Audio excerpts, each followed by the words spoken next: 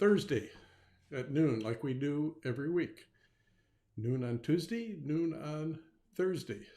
We go live. So this is all about entrepreneurship in action, and about the teams that you're going to be putting together for your startup companies. So when you consider this, you also consider subscribing to our Entrepreneur YouTube channel. And as you get on live here, ask your questions, make comments, ask your friends to come. I look forward to seeing you all. So join us live, always on Tuesdays and Thursdays at noon. So let's get on with this. So putting a team together for your, quite frankly, a startup company, that's kind of what we've been talking about in this series on entrepreneurship in action. This is a big step for the founder of a company. They're going to make choices already.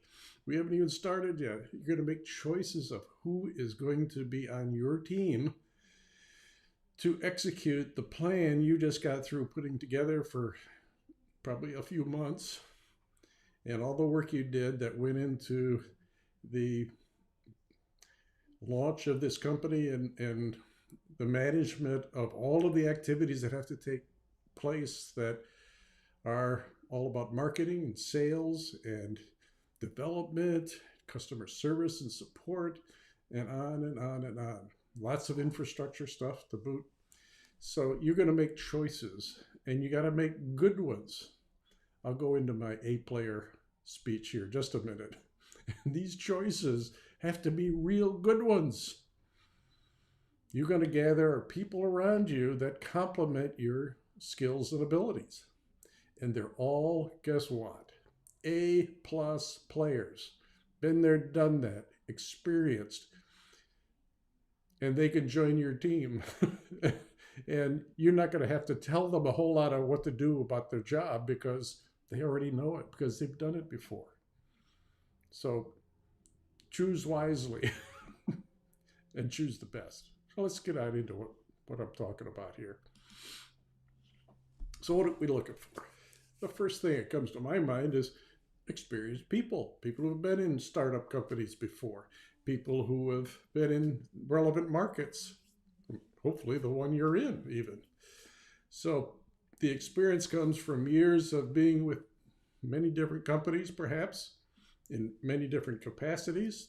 Now, depending on what discipline you're going to be looking for, you're going to choose the ones that have the discipline you need for, experience in marketing, experience in sales, experience in customer service, manufacturing, distribution, management of overseas operations, all sorts of different things that these people might have to have in order to execute your business plan. Again, choose the best, but if I were asked, what choices do I need to make? These are the first things that would come out of my mouth, and I hope would come to your mind first as well. Experience and discipline, know-how, people who've been there, done that. And I'm going to say this again. These are not people, I'm going to say it a different way. These are not people that you have to tell what to do. These are people that, quite frankly, are going to inform you about how they're going to do things to help you be successful in the business that you're in. They have so much experience, they don't need a tutorial on how to do marketing or sales or any of the other disciplines, because they've done it. They probably have done it more than you. The reason you're asking them to be part of your company is probably because you don't have those skills and you don't have those experiences that they have that are all relevant to your business. Really strong, disciplined, experienced people make very strong teams. You, as the founding entrepreneur, let's say, simply need to lead them and pull them together as a team, trust, basically through mutual trust of one another.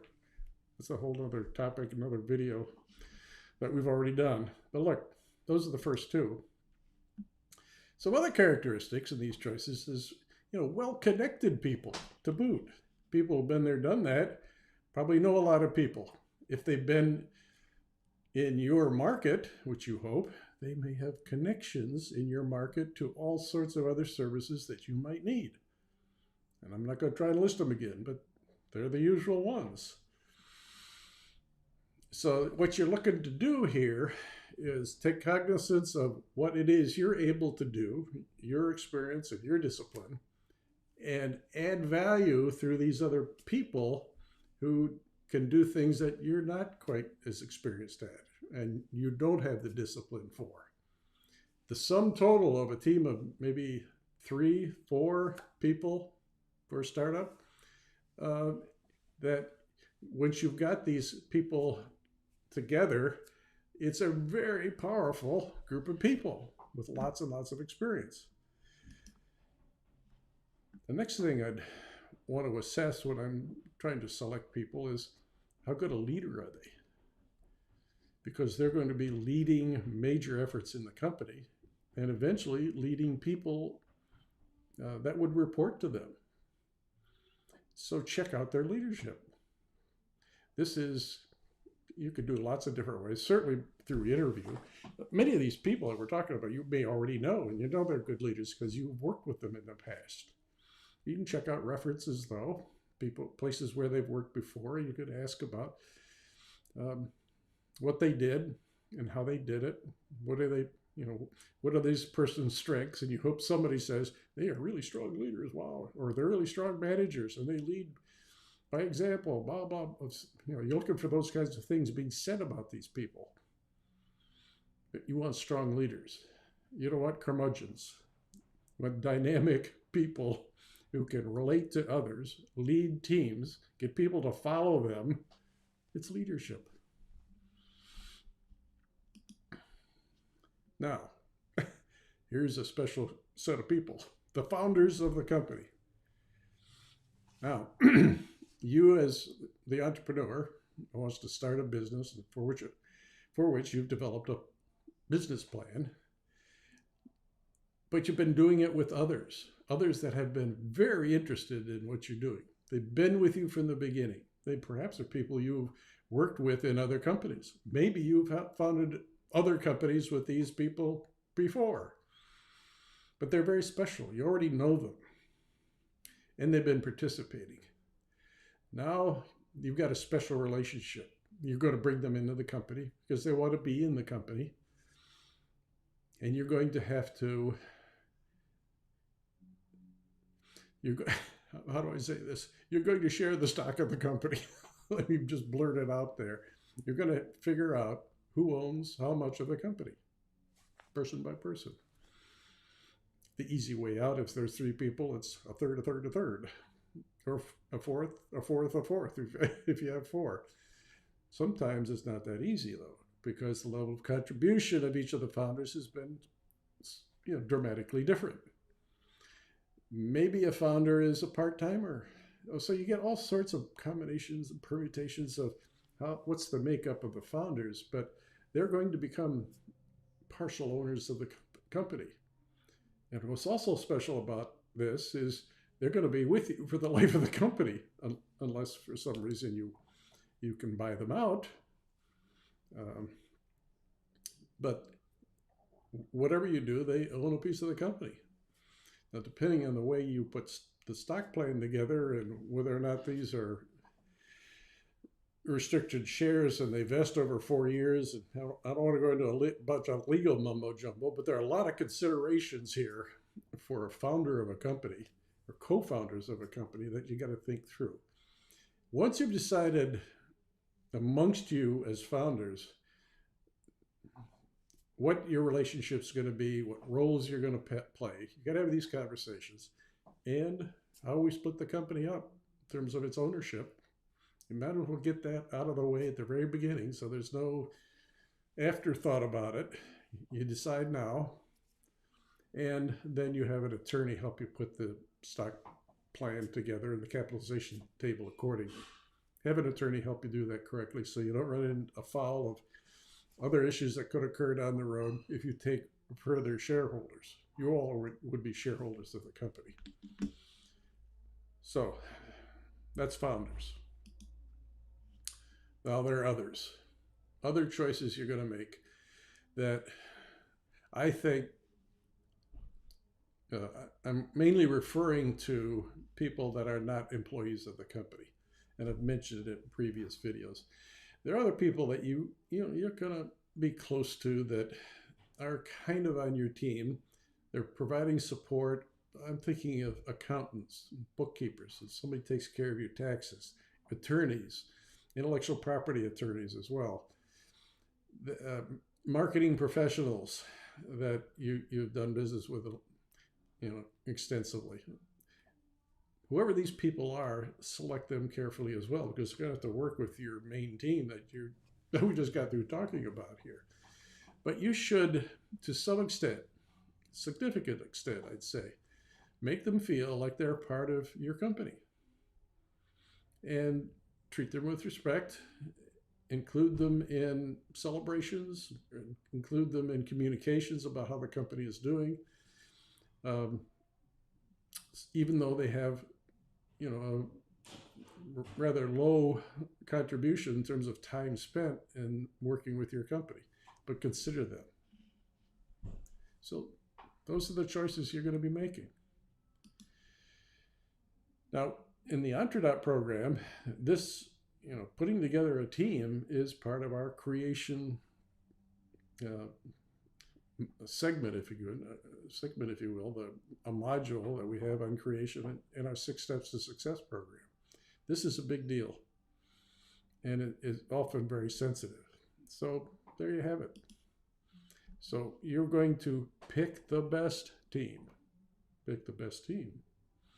And you want to be the equal, at least the equal amongst equals, not the superior with a bunch of minions, as I started this video off with. So that's it.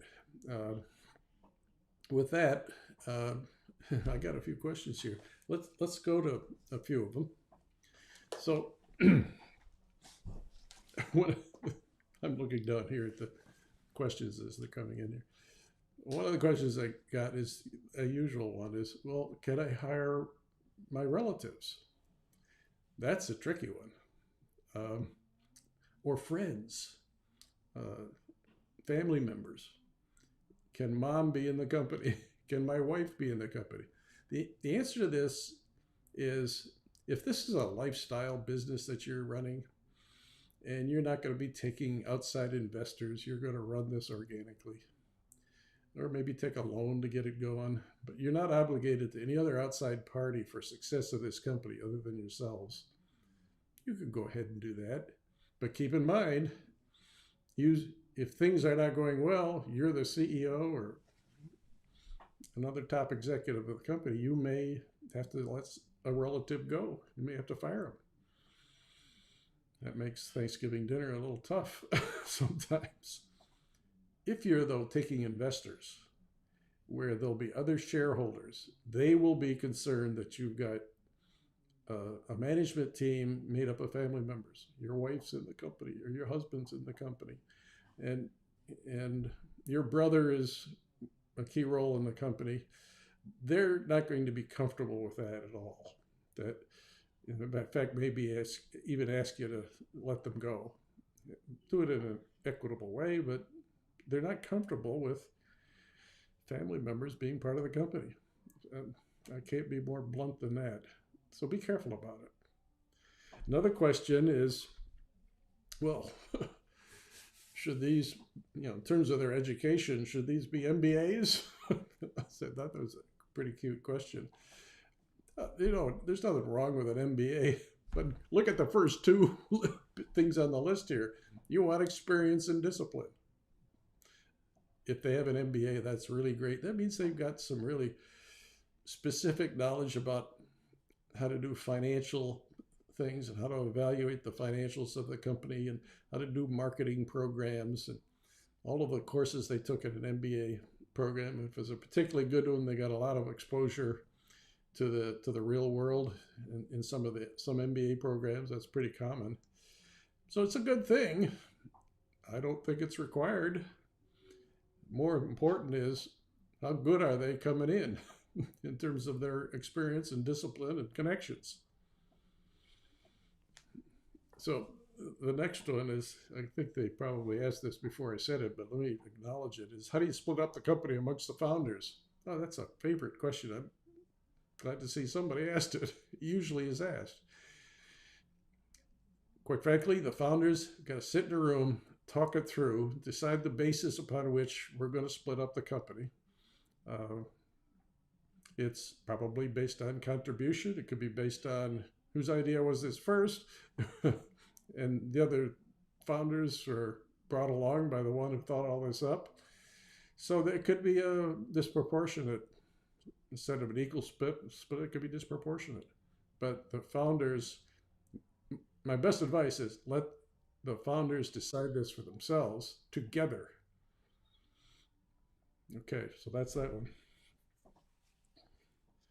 The final one, again, I covered this.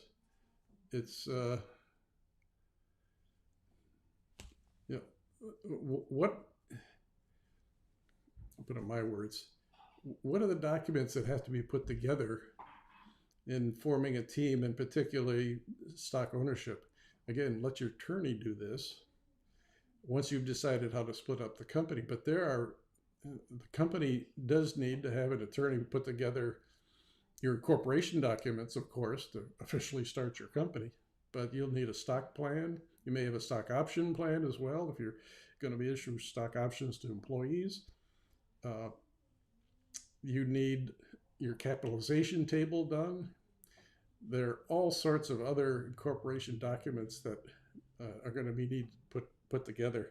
But the ownership one has to do with stock ownership and stock awards for the founders of the company. Those are rock solid documents that hold up in court, quite frankly, if that ever became an argument. Who owns what? But that's it for the questions. Look, have a really good day. Make great choices. And as you see the results of the great choices that you've made, you're going to have a great day.